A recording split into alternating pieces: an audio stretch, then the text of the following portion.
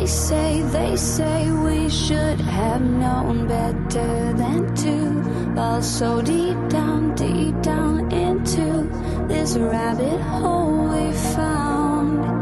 And I was thinking. Hi, this is Nikolai, and you're listening to my dad, Rafal, co-host James Jardine, and featuring Mr. Jim Tiller on the one and only Down the Security Rabbit Hole podcast. Plug in, listen up, and enjoy. Deep into this pool of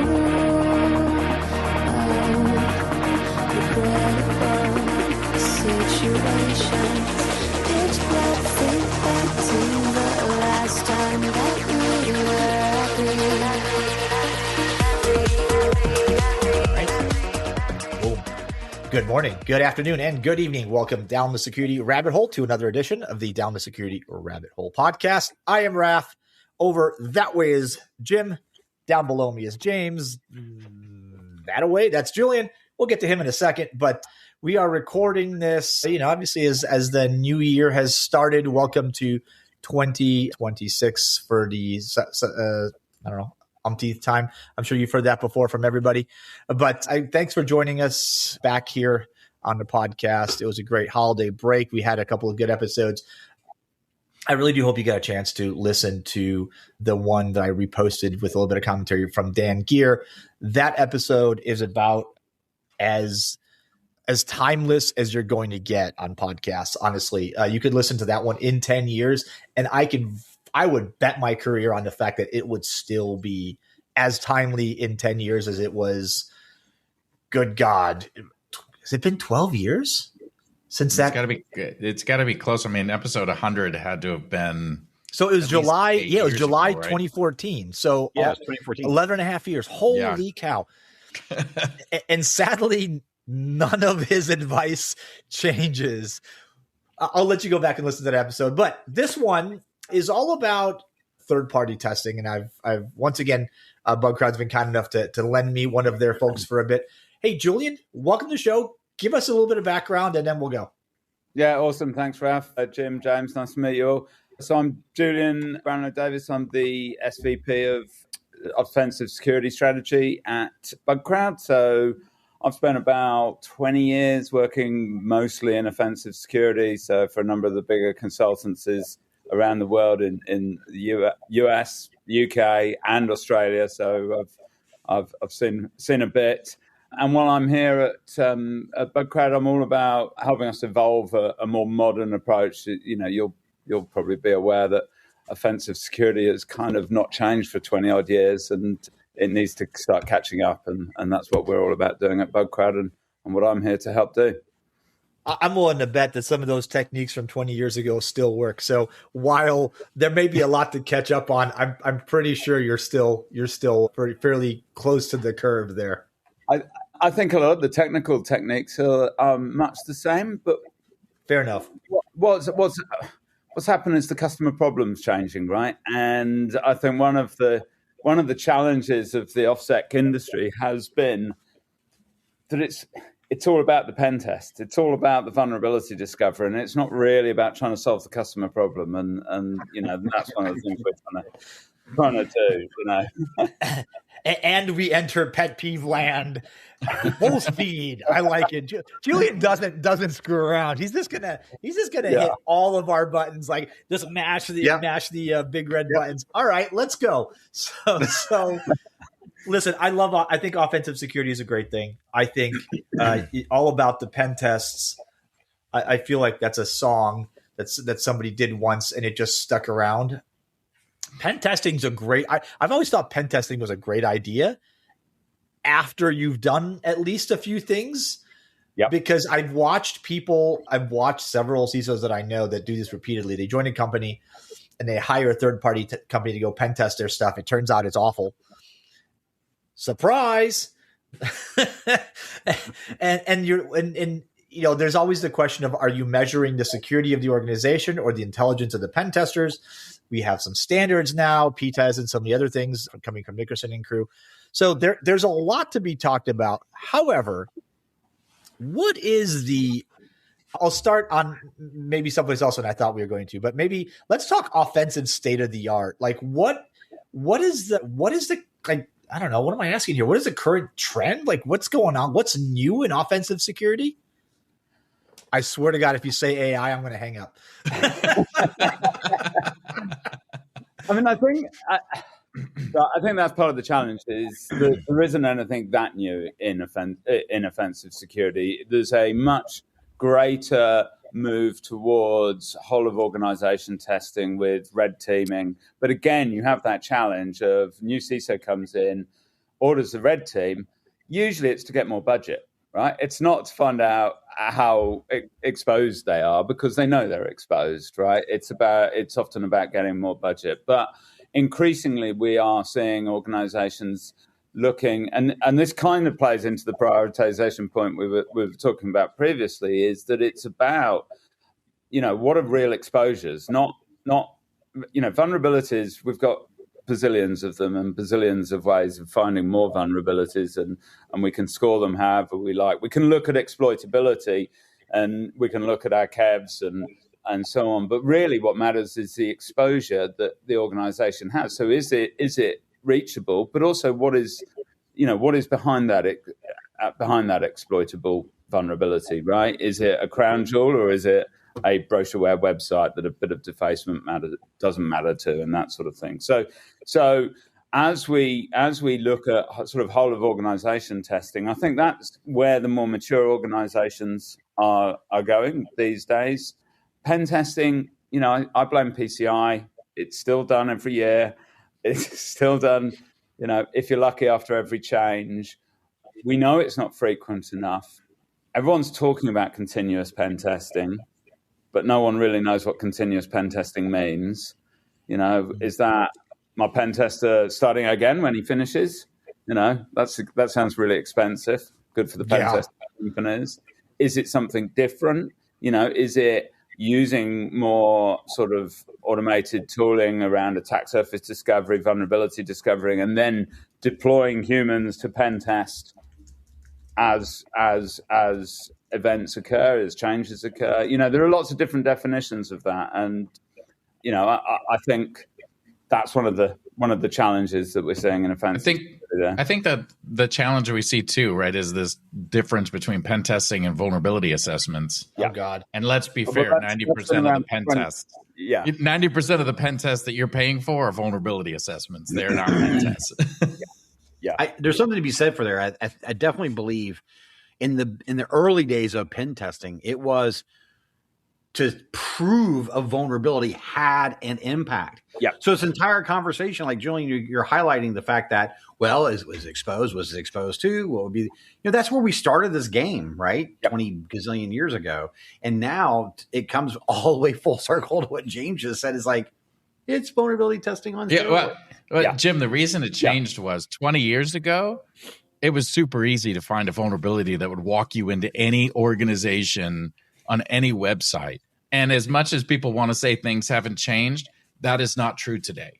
That's true. That is a true truism, yes. You're not just picking a bank website and saying, you know what, I can SQL inject this thing. No problem, I'm into it. 20 years ago, I would have bet every bank website out there you could have walked straight through the front door, right? Like that. It's a whole different story. So now it's hard to find these ones that are actually exploitable to walk through. And if you're finding it, it's not SQL injection. It's not the ones that we saw before. Now you're talking about serialization issues. You're talking about things that are harder for people to actually understand and do. And I think that's why you see, it's easy to do an automated scan and here's some findings. Well, I think, also, let's be honest, simple vulnerabilities on websites are not how people get hacked, right? People get hacked through human exposures or complex chains of exploited vulnerabilities. And, good pen testers are doing that. And of course, this is also where red teaming, it extends into red teaming. The problem we've had is organizations, is literally the PCI, or, the PCI Council. I shouldn't blame them too loudly because they also helped generate the industry of pen testing. But it's compliance-led pen testing that's changed the industry, right? It's I must do this. Because I must do it, I go for the cheapest resource I can find, and And then you get vulnerability, a fancy vulnerability discovery. Now, some of the consultancies I've worked for in the past are the big names, the top end of the spectrum that hire really good pen testers. They've all got the highest level of CREST accreditation. They don't follow tech box methodologies, and they are looking to chain exploitations together to get to break into systems, right? And that still exists, but it's expensive because you're hiring expensive people. They take longer. And, and a salesperson says, well, it's going to take us 10 days to pen test this thing. And another company comes along and says it's going to take us 5 days and we're going to use a resource in an offshore center that's half the price. And suddenly you get a vulnerability assessment. Can I steer us? Because this is an interesting conversation. I'm going to steer us because we've done at least three in the recent past, starting with Rob Hansen and we had a couple other guests on that talked through this, but finding vulnerabilities and bugs in code, there is no shortage of talent out there doing that, right? And James, I get your point. Individual stuff like wide open front doors don't really exist that much anymore in reputable enterprise. But the average company you're finding internally has hundreds, thousands, tens of thousands more vulnerabilities that they need to prioritize and fix, patches they need to apply, stuff they need to do. Okay, cool. Along comes a red team exercise and says, here's 1,700 more, or here's 50 more, here's 10 more, here's 6 more, whatever that. How do you, given the state of the world and the resources, and obviously we're in a post, I don't know what to call it, but we're in a post security hype world, I think, right? Where the hype we created around security has evaporated pretty heavily. And now we're asked to justify budgets like every other department. We're being asked to right size and explain why we want something, what risk is it reducing, by how much, and all that stuff. How do you are you seeing any prioritization issues? Are you seeing prioritization getting better? And James, I get it. So for those of you guys watching or listening, you don't see this. We have a little chat going here as we go. And James says, I hope we wouldn't find 50 more vulnerabilities on a red team. Fair point. But if you find one or two, right, are those then the top things that the company needs to fix, or those go into the top pile? Like, how does that work with the customers you guys work with? How do they prioritize? Yeah, so I mean, you've hit the nail on the head. This is the exact problem, right? We don't need more vulnerabilities. We need to know where our exposures are. We're not looking for, looking for signal in the noise is no longer the problem. It's looking for meaning in the signal. And for us, yeah. So for us, that means putting proper context around it. So it's about, in a red team assessment, we'll be graphing the attack surface. So not just the assets in the attack surface, but the connectivity between the attack surface. We'll be knowing where the crown jewels are. We'll be looking at those vulnerability signals and being able to look at where are the choke points, right? And that's your priority. Your priority is fixing the vulnerability that's going to shut down 5 attack paths to critical assets, right? Rather than the CVSS 10 that is gatekeeping a brochureware website, right? So it's about bringing in the context. It's about bringing in the context of the organization, the controls that are in place, the attack surface in a dynamic way, and not just, as I say, not just the list of assets. And it's about understanding the TTPs of threat actors, which is, again, what a red team is doing. So it's bringing one of your previous guests, I can't remember which one it was saying, was, there are only a certain number of ways that a threat actor is behaving, and we kind of know what those all are, or the insurance companies do, I think was the comment that he didn't share. Yeah, that was I think so the first in that series was Rob talking about the fact that the way we CVE, CVSS, all those things, the scoring systems are fundamentally borked and broken, and none of it really makes sense except for whoever's agenda it's feeding. Okay. We had Jay Jacobs on, who actually gave me a much brighter, gave me some hope in this. What you're adding additional context to this. So if you have a red team exercise and you get a set of you get an attack path, which gives you a set of failures in your controls, right? Or open vulnerabilities you have, maybe both. And that can be used in conjunction, but not aside from the vulnerability pile you have accumulated of things that you need to patch. Yeah. To help maybe prioritize, but and that's part of your graph, right? That's part of the attack path graph you're trying to create is the signals from your vulnerability management system. So where do I have vulnerabilities? What are they? And then when you look at the assets and the connectivity and the exposures that you can go through in an attack, that gives you that kind of prioritization. Now that's not something. James, sorry. Yeah, because James, I think to your point, right? It's not just vulnerabilities out there that are out. That it's control failures. Yeah, and that's what the attack paths and goal oriented, right? Red teaming. So you've got a goal, something you're trying to achieve, rather than just shotgun approach of look, I found vulns because yay, so did everybody else. Yeah, it really is vulns, to be honest.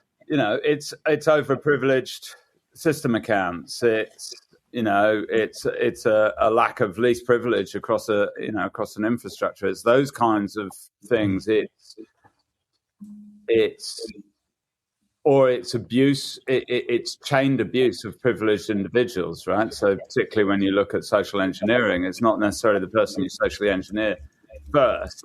It's how you get them, who are then a trusted individual, to engineer further down the chain. Interesting.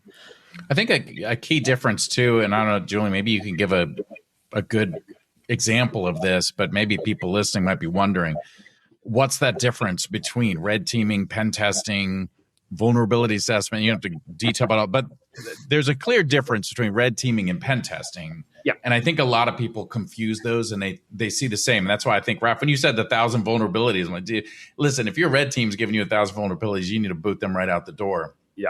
Because that, you know what I mean? Like that's not even a pen test. That's not the goal of a pen test. A vuln assessment will do that, right? Pen test gets a little bit more specific. Red team gets even more like scoped into what your actual goals are for that. Yeah.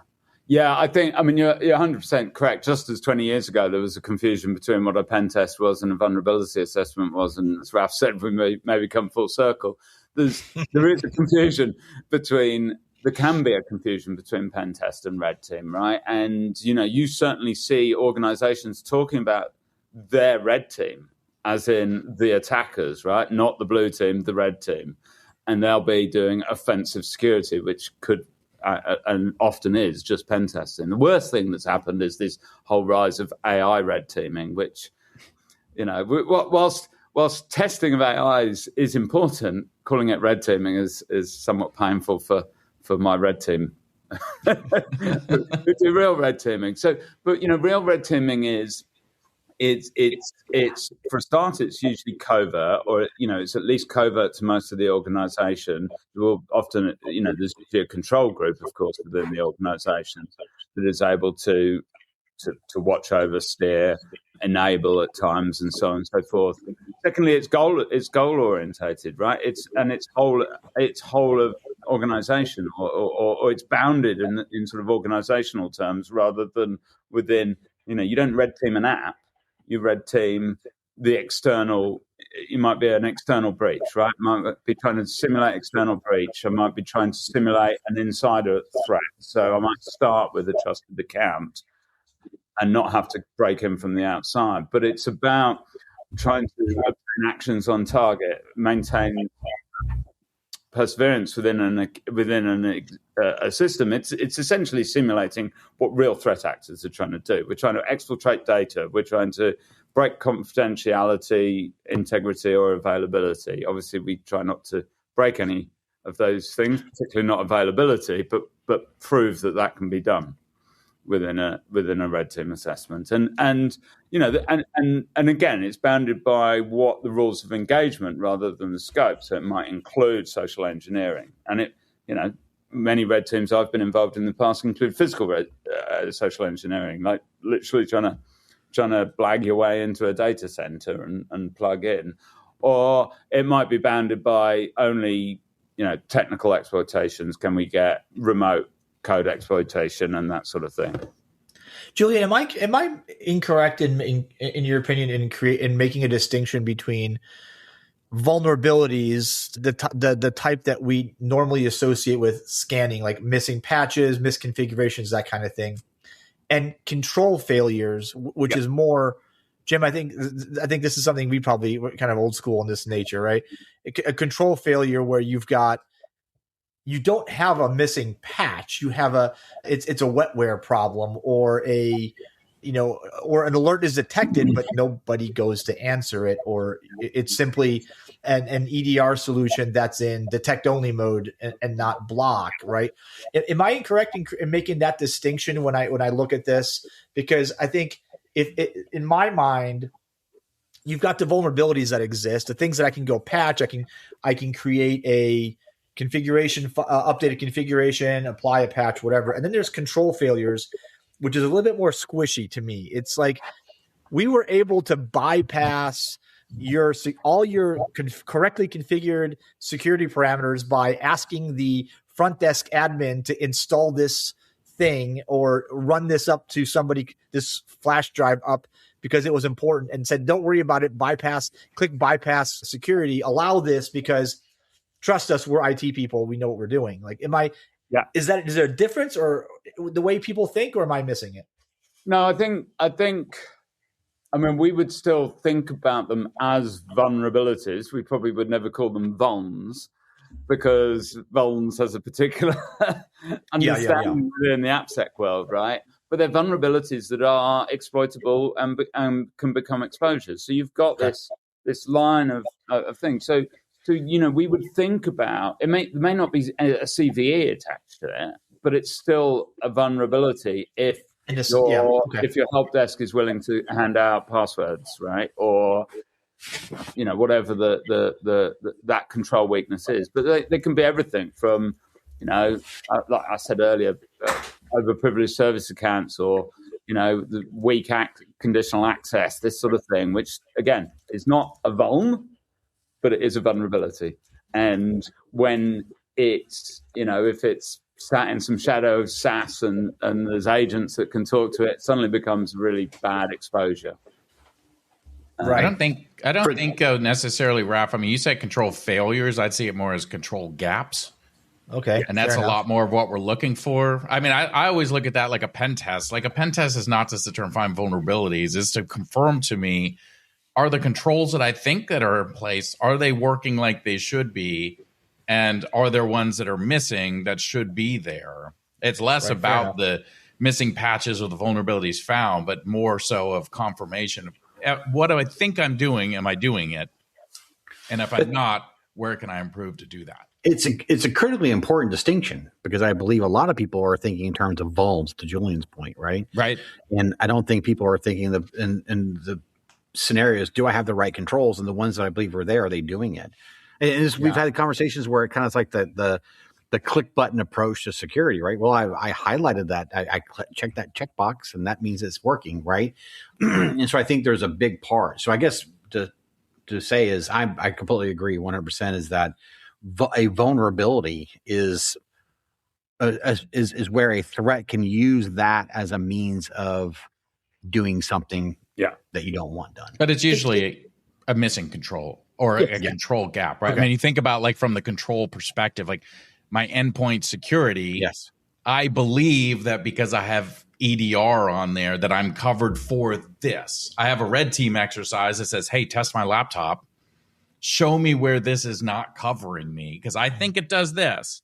They can show you, oh, it's not covering here, here, and here. And then I can go back and say, did I think it was actually doing this piece?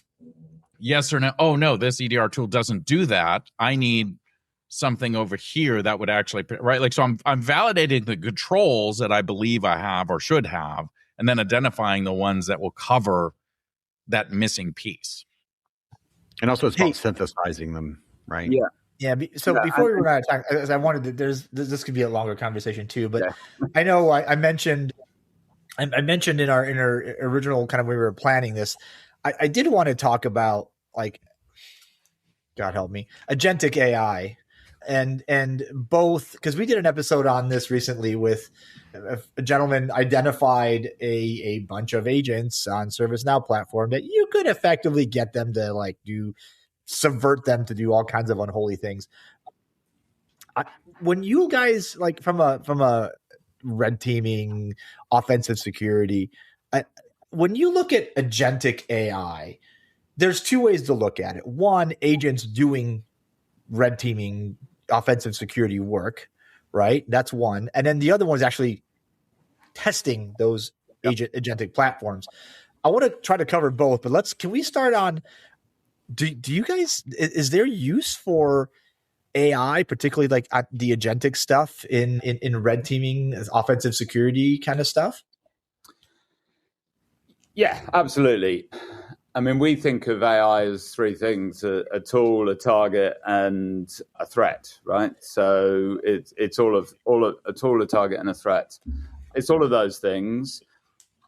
Today, as a tool, bug hunters are using it in varying different ways. Some from pretty much firing and forgetting, and others to co-piloting as they look for bugs. So there's no question that, and ourselves and some of the other bounty platforms are seeing increasing amount of submissions that might come from directly out of the AI tooling itself. But I think there's a wider spread use of AI than those that are trying to get the tools to, LLMs to submit submissions for them. There's use of it as, in the same way we've always used automation in testing, right? Since the days of Nessus and Burp Suite and what have you, automation is an important part of it. So, and AI is part of that. In terms of agentic offensive security, we're clearly seeing a massive rise in it. I mean, you'd be blind if you hadn't seen Expo and all of their marketing over the last few months or year or so now. And there is definitely a use case. When we talked earlier about continuous pen testing, if we want to get to a world of continuous pen testing, this is the only way we're really going to get to it. But the question is, where does the human in the loop come, right? That's it right there. It's our firm belief that human in the loop is an essential part of this, right? So agentic AI gives you machine speed coverage, right? We can go further and faster. We can't go deeper, right? You don't want to let an AI go too deep. You wouldn't want an AI trying to do a covert red team. It could break everything, right? You need human judgment for risk assessment. You need human judgment for levels of ingenuity, but particularly for that risk assessment, in my mind. You go around dropping a table in your pen test with an agent, you're in trouble. A human knows not to press that button because what will happen next. And so with an agentic offensive AI tooling, you're going to dumb it down a little bit so that it isn't going to break things, which means you're still going to need that human to go further into the loop. And a lot of people talk about augmenting humans with AI, but I kind of like to think about it the other way around and having humans augment the AI, right? So the AI does the hard work, it does the leg work, it does the grunt work, and the humans come in over the top and give it imagine a kind of a chat chain approval where the AI says, I really want to do this, but it looks dodgy. And the human's the one that can say, yes, you can go forward with that, or no, change the payload, make it do this instead. So I like the idea of thinking about augmenting AIs with human rather than augmenting humans with AI, but it's much the same. That's an interesting distinction, because I think in the course of the last year, we've heard a lot, and we've talked accidentally or on purpose, talked about AI quite a bit. And we even had a SOC conversation around this, right? Is it the SOC agent, the computer augmenting the human, or is the human augmenting the computer? You're making a pretty good case for the human being the augmenter here, and the computer being the base case. That's interesting. That's the first time I think I've heard that said, especially in this context. Yeah, there was just some story I saw. I don't remember. I saw it today though. It was about some company using AI to do their development, and the AI went against all the guidelines and deleted their production database, and did all this stuff. And they're freaking out about it. Apparently, whoever created the AI has now put more guidelines in to help guardrails to stop it from doing that. But that's exactly right. And I mean, we've seen it with human pen testers and security assessors as well. How many stories that didn't make the news of a pen tester doing something that took a site down, deleted a database. People, when they first learned SQL injection and do that update, with no where clause. Yeah. And then all of a sudden they've updated the entire data. You know what I mean? Like there's all kinds of things. I got to imagine AI is going to follow suit and do some of that stuff. 100%. Absolutely. Yeah, this is exactly right. And I think this also circles back to that whole conversation about vulnerability assessment versus pen test, right? I think those people that believe a fully autonomous AI solution can do a pen test are the same people that think a pen test is a vulnerability assessment, right? Because you're using apart from anything else, you're mostly using base model training, right? Yeah, you can load some RAG into it and so on and so forth. But the base model training, the LLMs, the Anthropic and OpenAI, they're training on internet data. There's no real tradecraft there, right? The tradecraft is not available to the frontier models today, and so a large part of the challenge with autonomous AI-led pen testing is giving it that tradecraft, giving it that fine-tuning and the RAG data that's going to enable it to act more like a human, and trying to think more about, well, how do humans work rather than how do agents work when testing is another thing that we're kind of trying to grapple with when we think about this problem. But at the end of the day, it's a long time, we think, before you're going to be able to go to the depth of a high-quality human bug hunter or pen tester. Listen, Julian, I suspect that the same people that are selling you fully automated pen testing are backed by the same VC firm that funded the "you don't need developers, just use AI." Same people. I suspect so. Both are wrong for the exact same reason. But follow the money anyway. So I wanted, before we dodged out, because we're getting really short on time here. I like where this conversation is going, and I really, by the way, I had to go look up AI RAG because you guys kept talking about it, and I've heard the term before, but retrieval augmented generation. That's an interesting concept. I don't know if everybody on the that's a listener is familiar with it. It's like basically, okay, you want to explain it, because I probably will do a crap job.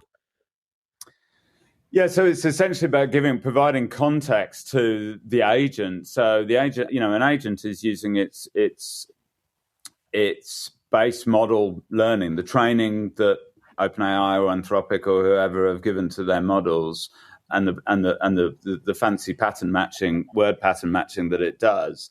And by providing RAG data, as it does its pattern matching, it's retrieving the augmented data that you're providing it, which gives it more context, and it can be weighted differently. So the RAG data can be really important, or it can be not so important. And you talk about kind of the temperature of the RAG data there, and it enables the agent to kind of bias the way it works based upon the data that you're feeding it. So you're feeding it additional information. That's good. I feel like we need to give that context because as you guys are talking about, I'm like, wait a minute, I've heard that term. So hopefully that helps out. Hey, one last final thought, because I keep coming back to that XKCD cartoon with the single frame that talks about like how all the enterprise software is underpinned by like one open source project that somebody stopped maintaining 10 years ago. There's been some recent hubbub. What's that? And then Cloudflare got stuck in there recently as well. There's been some good versions of that lately. There's been some really good ones. The security of critical open source projects that are used in tons of enterprise software and pop up in security solutions, a pop up in webs. You got lights go off. Now you've done it. You haven't moved in a long enough time. That's awesome. Yeah. We've all been in that office, have we not? We've all been in that office. You've been sitting there too long and the lights go out. So look, the security of these critical open source projects, oft forgotten open source projects, oft neglected. And it's great that enterprise companies can come to a bug bounty program, external third-party testing, all this stuff. But open source doesn't have that luxury because there's no money behind it. How do we and frankly, when you find a bug in open source stuff, like who do you go to? Like if Mike, in Outer Mongolia, although it probably wouldn't be Mike, but whatever. In Outer Mongolia is maintaining this project and like that person stops responding. Like, what do we do? It's a challenge.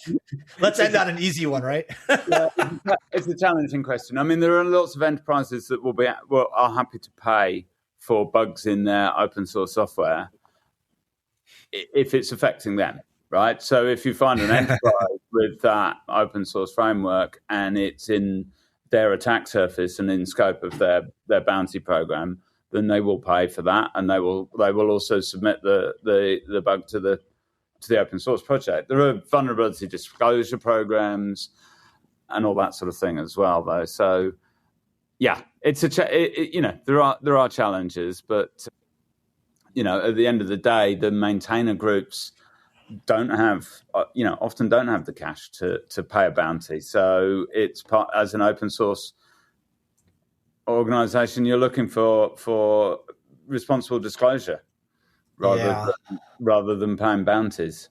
I think the interesting graph too is what's critical, right? Yeah, you set out to create some sort of library or component that other people can use.